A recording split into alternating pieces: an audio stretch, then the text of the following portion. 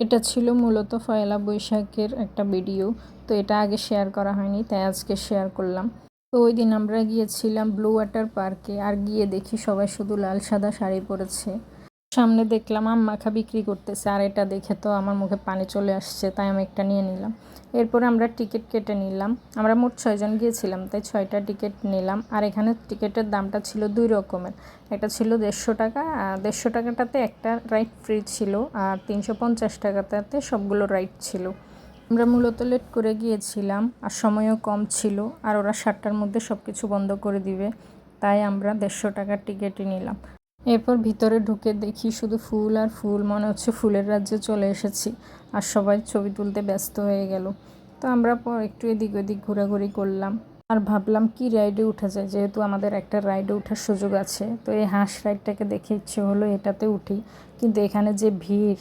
এরপর কিছুক্ষণ দাঁড়িয়ে থাকার পর দেখলাম যে এখানে অনেকগুলা মাছ, তাদেরকে খাবার দিলে তারা একসাথে হয়ে যায়। এটা দেখে আমার কী যে ভালো লাগতেছিল, তাই আমি কিছুক্ষণ এখানে ভিডিও করলাম। মাছগুলোকে দেখে ইচ্ছে করতেছিল কয়েকটাকে ধরে নিয়ে আসি, এত সুন্দর লাগতেছিল। আমরা আর এই রাইডটাতে উঠতে পারিনি, তো আমরা চলে গেলাম কিছু ছবি তুলতে একটা শিপের উপর। এখানে খুব ভালো ছবি আসতেছিল, অনেক সুন্দর চারপাশের ভিউ দেখতেছিলাম। এরপরে নেমে আসলাম একটা আর্টিফিশিয়াল ঝর্ণার সামনে। এখানকার পানিগুলো এত ঠান্ডা ছিল। তারপর আমরা ট্রেনে উঠে গেলাম, যেহেতু সময় কম ছিল, আর দেখা যাবে যে আমরা আর কোনো রাইডে উঠতেই পারবো না। এখানে ট্রেনটা এত বেশি ঝাঁকাচ্ছিল, ইচ্ছে করতেছিল তখনই নেমে যাই। আমরা আর কিছুক্ষণ ঘোরাঘুরি করার পরে দেখলাম যে চারদিকে আস্তে আস্তে অন্ধকার হয়ে আসতেছে, আর তারাও ডেকে ডেকে বলতেছে বের হয়ে যেতে, যেহেতু তারা অফ করে দিবে, 7টা বেজে গেছে। তাই আমরাও বেরিয়ে চলে আসলাম, আর বাইরে এসে দেখি অনেকটাই অন্ধকার হয়ে গেছে।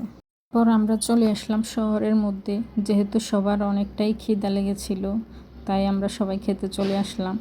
এখানে পাহাড়িকে একটা রেস্টুরেন্ট আছে, সবাই বলতেছে খুবই ভালো, এখানকার খাবারও নাকি অনেক টেস্ট, বিশেষ করে নানটা আর চিকেন চাপ মশালা।